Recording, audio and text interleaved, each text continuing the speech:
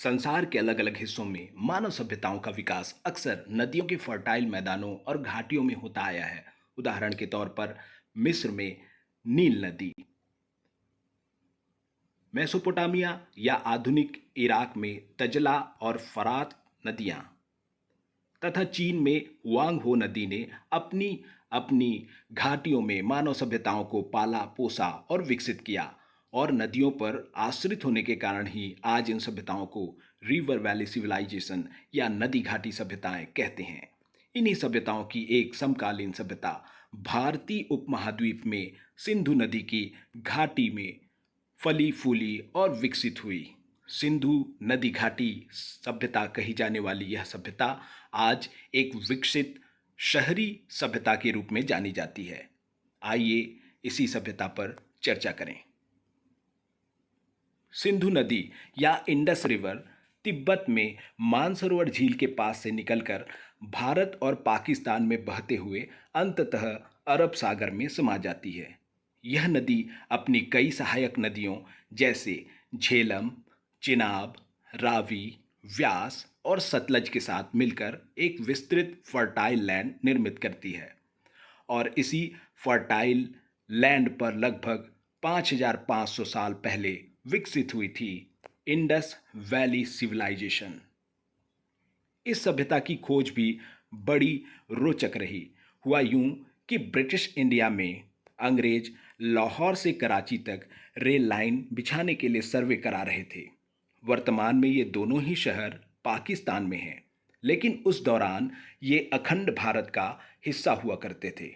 सर्वे के दौरान अंग्रेजों को आग में पकी हुई ईंटों के दर्शन हुए, जो ग्रामीणों द्वारा कहीं से लाए जा रहे थे। इस घटना की सूचना बर्टन ब्रदर्स ने तत्काल अंग्रेज सरकार को दी। इस प्रकार इस प्राचीन सभ्यता ने अपनी पहली झलक संसार को दिखाई। इंडस वैली सिविलाइजेशन एक कांस्य युगीन सभ्यता है। इनका धातु विज्ञान या मेटलर्जी अपने उत्तरवर्ती चैल्कोलिथिक या ताम्रपाषाण काल से कहीं अधिक परिष्कृत था।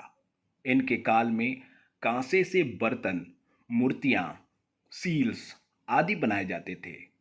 कांसा या ब्रॉन्ज एक मिश्र धातु है जिसका निर्माण तांबा तथा रांगा के मेल से होता है।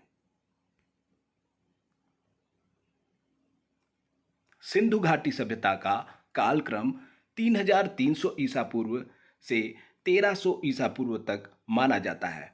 इस दौरान इस सभ्यता ने अपने शैशवकाल यानी अर्ली फेज, प्रौढ़ावस्था अर्थात मैच्योर फेज व जरावस्था यानी लेट फेज से होती हुई अंततः समाप्ति को प्राप्त हुई। मैच्योर फेज में इंटरनल व एक्सटर्नल ट्रेड जोरों पे था। मेलुहा के रूप में जाने जाने वाले सिंधु घाटी वासियों का व्यापार मिडिल ईस्ट व मेसोपोटामिया तक फैला हुआ था। लेकिन लेट फेज के आते आते व्यापारिक गतिविधियों में काफ़ी गिरावट आने का अनुमान है। सिंधु घाटी सभ्यता का फैलाव भारतीय उपमहाद्वीप से लेकर पाकिस्तान व अफगानिस्तान तक हुआ करता था। इस सभ्यता का उत्तरी बिंदु जम्मू और कश्मीर के अखनूर के समीप स्थित मांडा को माना जाता है। मांडा चिनाब नदी के तट पर स्थित है, जबकि दक्षिणतम बिंदु महाराष्ट्र में दायमाबाद को माना गया है। इसी प्रकार पाकिस्तान व ईरान की सीमा में स्थित सुतकांगेंडोर इस सभ्यता के पश्चिमी छोर को दर्शाता है, जबकि यूपी में हिंडन नदी के किनारे बसा आलमगीरपुर सभ्यता का पूर्वी छोर समझा जाता है। इस तरह सिंधु घाटी सभ्यता लगभग 13 लाख वर्ग किलोमीटर के क्षेत्र में फैली एक विशाल सभ्यता रही होगी, जिसका फैलाव क्षेत्र लगभग त्रिभुजाकार माना गया है। सिंधु घाटी सभ्यता की उत्पत्ति लगभग 7,000 ईसा पूर्व के मेहरगढ़ सेटलमेंट से मानी जाती है। मेहरगढ़ पाकिस्तान के बलूचिस्तान प्रांत के काची मैदान में अवस्थित है तथा यह एक नवपाषाणकालीन सभ्यता मानी जाती है। बोलन नदी व बोलन दर्रे के पास स्थित इस सेटलमेंट के लोग तांबा, कपास और कुम्हार के चाक या पहिए से वाकिफ रहे होंगे तथा अपनी उत्तरवर्ती सिंधु घाटी सभ्यता के लिए मार्गदर्शी भूमिका अदा की होगी।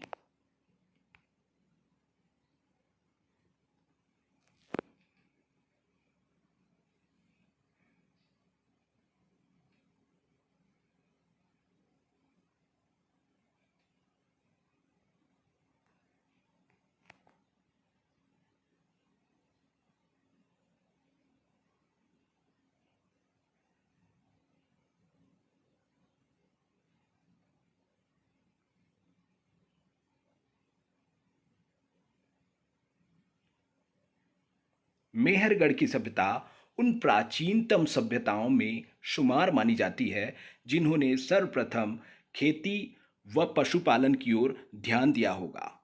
मेहरगढ़ एक शुष्क इलाका है जहां आज भी मिट्टी की ईंटों के बने बसाहटों के ध्वंसावशेषों को देखा जा सकता है। सिंधु घाटी सभ्यता पर यह सीरीज आगे भी जारी रहेगी। आगे की वीडियोस पाने के लिए चैनल को सब्सक्राइब करें और बेल आइकन दबा दें। Thanks for watching.